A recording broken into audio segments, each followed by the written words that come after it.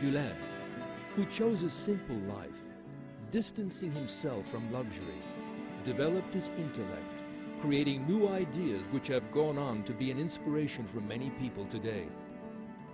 All over the world, there are educational institutions that have been developed along his ideas of educational method, founded by those inspired by his ideas. Such institutions can only strengthen the hopes for the establishment of permanent peace throughout the world. Gülen is first and foremost an intellectual. His speeches and the ideas expressed in his books cover a period of 40 years. Such works have attracted remarkable interest, both in Turkey and abroad, as they present ideals that can readily be brought into reality. Private businesses that have been affected by ideals that are practical and connected to life, rather than fantastic dreams impossible to apply to real life, have established schools, not only in every city in Turkey, but also in every part of the world.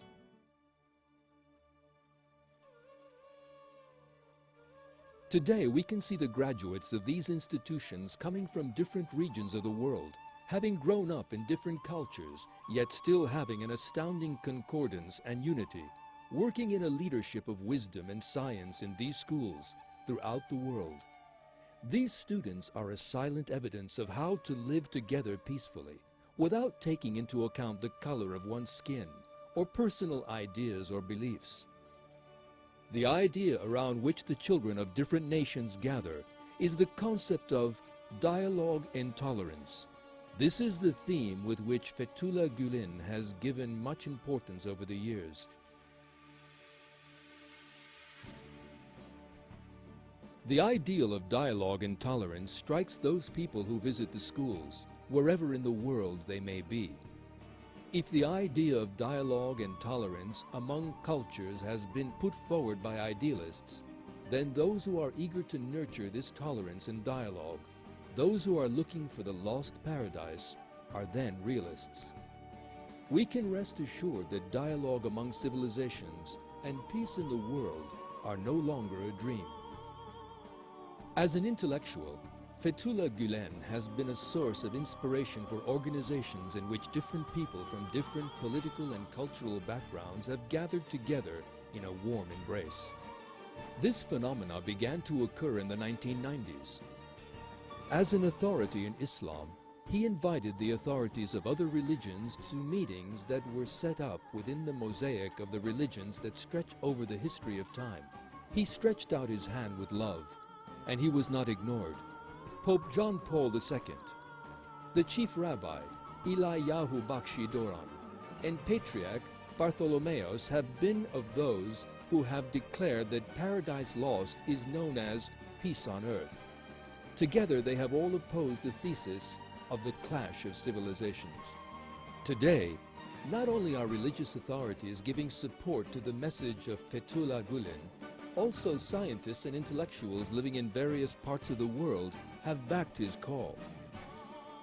Because his ideas for peace for the world are moderate and reasonable, they have begun to be debated in intellectual settings throughout the world, saving them from remaining mere words and taking them beyond mere organizations. Today, in schools in different regions of the world peace is alive because of these ideas. So what is Gülen's message that affects so many people to such a great extent? What does he talk about, and what makes those around him embrace his message? He has many brief sayings, applying to both individuals and for society. Here are some examples. People should act as a prosecuting lawyer for their own bad behavior and a defense lawyer for the mistakes of others. Open your hearts as wide as possible. Let them become oceans.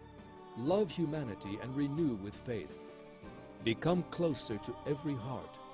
Do not permit any heart to be gloomy or distant. Treating love with love and enmity with enmity is the most distinguishing characteristic of a heart that is overflowing with faith. Hating everyone means that Satan has grasped one's heart. Love humanity. Admire humanity.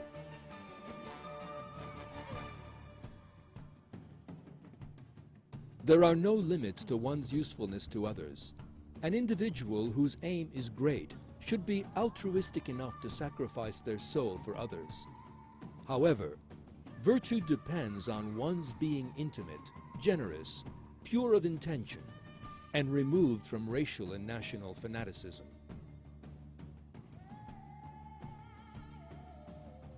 Nations whose youth have been well educated are candidates for improvement. On the other hand, the decline of those nations which disregard youth is inevitable. Those who attempt to heal the world should first heal themselves. Indeed, it is not until they have purified their inner world from hatred, jealousy, and shame that they can become model for others.